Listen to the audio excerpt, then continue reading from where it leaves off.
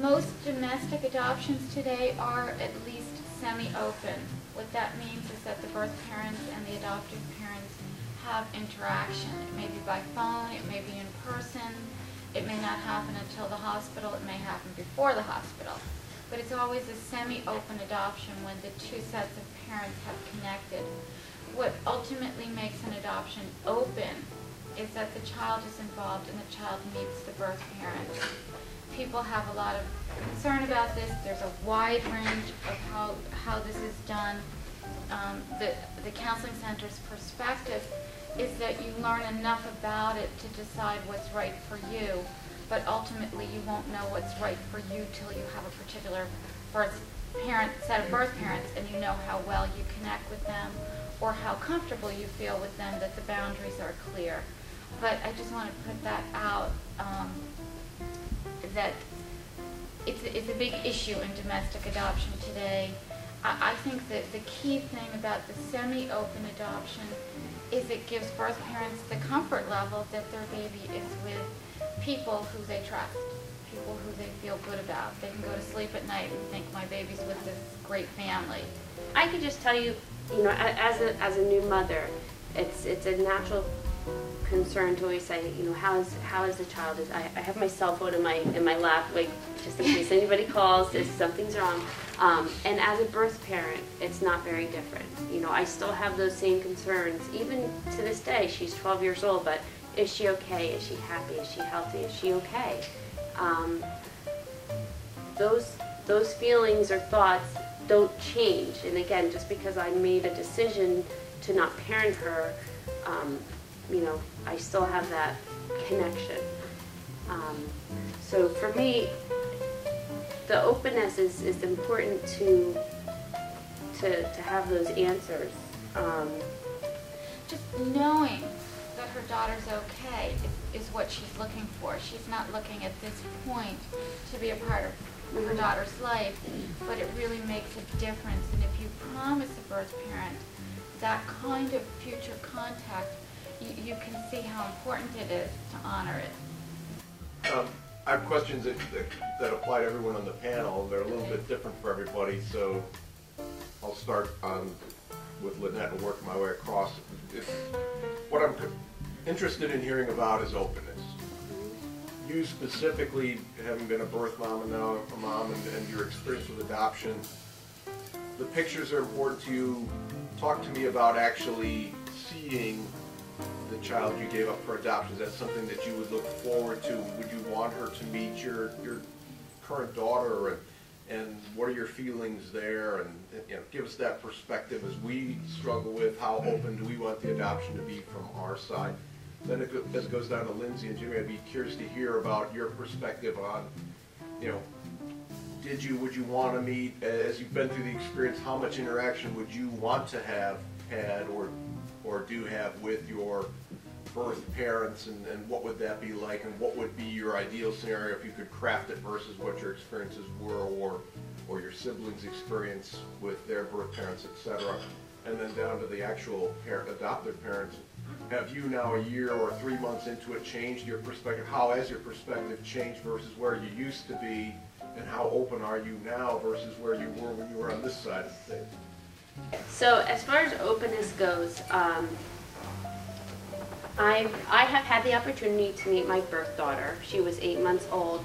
For me, that experience was very significant and meaningful because I was able to see how truly bonded she was to her parents. As a birth mother, I can't express how comforting that was. It gave me the assurance of, okay, she belongs with them. She's safe, she's secure, and she has no idea who I am. And as a birth parent, it gave me that sense of, okay, I made the right decision. And as I was watching them interact with her, she would make a noise and they'd say, okay, she needs to be fed or she needs changed. And I was just a spectator. I knew nothing what her different noises were or how she was communicating. So it gave me that sense of, I can move forward with my life because she's okay and she's moving forward with hers. As a professional in adoption, I am very much an advocate of just, always, rather than looking to begin a relationship with an adoptee that's an adult, just always having it be in existence. Jim had mentioned earlier, we don't get to choose who our parents are. We also don't get to choose who our family members are. If we did, I certainly have a few that I would like to trade in. When you join a family, whether it's through adoption or marriage or however you join a family, you're joining an entire family, So when a child's joining a family through adoption, they're adopting a whole family. But there's still that whole set of, they still have a birth family, And I don't have a personal relationship with my birth daughter. But that also means that my mother doesn't have a relationship with her birth granddaughter. And my sisters don't have a relationship with their birth niece. So it's, we're all here. And if she should ever decide one day to know us, we will all be there and say, we've been here all along. We just haven't been there with you.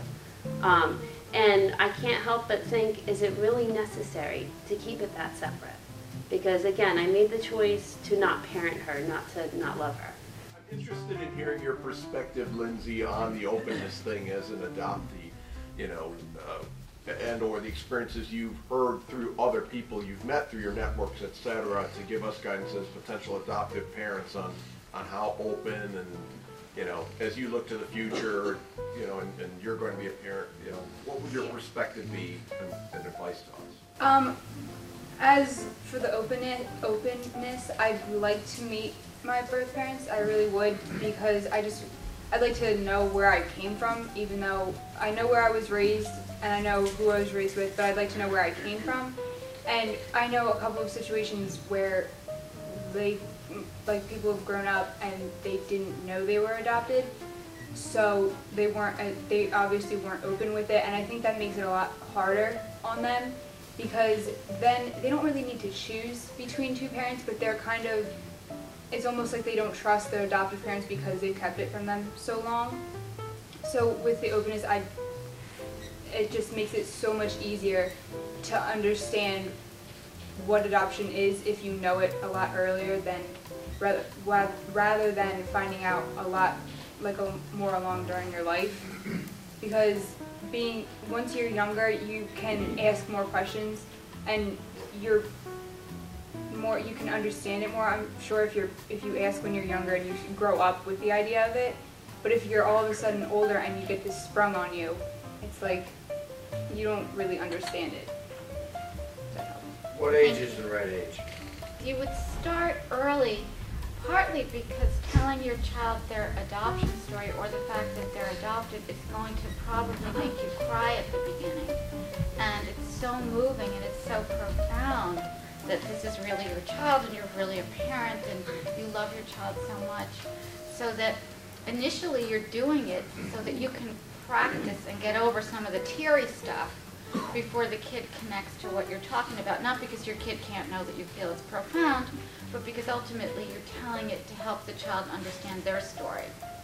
You're laying foundation up until about 4.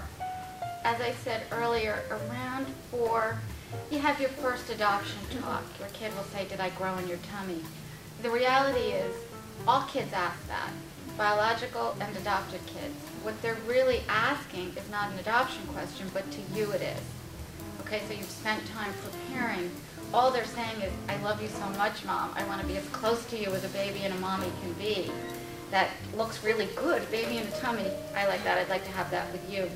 So you will say to them, "No, you didn't grow in my tummy." And they may feel very sad about that. And you can ask them how they feel if you see a look. And you can say to them, "I feel sad too, but I love you as much as if you grew in my tummy," or "I wish you grew in my tummy too, but I love you so much and I'm so glad we're a family forever." So you use it to bond. And I know, Lindsay, you said your adoption is close, so you don't know, and Jim, you mentioned that you know you have birth siblings, but I'd be curious to hear what you can comment on, either from other people in your networks that you know have had experiences, the adoptee's perspective on how much interaction they would, or is it a positive experience to have interaction with birth siblings separate from your families? I thought it was a great question what you asked, and also, you know, the point what she said is that I don't remember when my parents told me I was adopted. I just always knew, and I think that's very important. So like you said, laying the groundwork, you know, to get ready for it. But I wanted to touch on, you said, like, you know, what interaction would I would like at a younger age, say a teenager or preteen, is that it wasn't that I wanted to be with anybody else, I just wanted the information. So I think the information would have been better than, I think it's too confusing. For me, it would have been to have my awesome parents that I have and then have another family down in Florida. I think that would have been too much for me. Just the information, what I needed to know at the time would have been enough. It's a really good point that just, it's hard to live with the unknown, and so anything that your children can know can be very helpful to them. And I just wanted to comment on that too, is if there is any type of ongoing openness or relationship, whether it's with the birth family and the child, or the birth family and the adoptive parents, you can continue to get information on an ongoing basis. One thing nobody's mentioned is the medical history. For me, that was huge. As a birth mother, making sure I gave that information, and then ongoing. You know, what I provided 12 years ago is very different than what my own personal medical history is now. So when we do maintain contact, I'll just write a quick note, by the way, this is new to my medical background.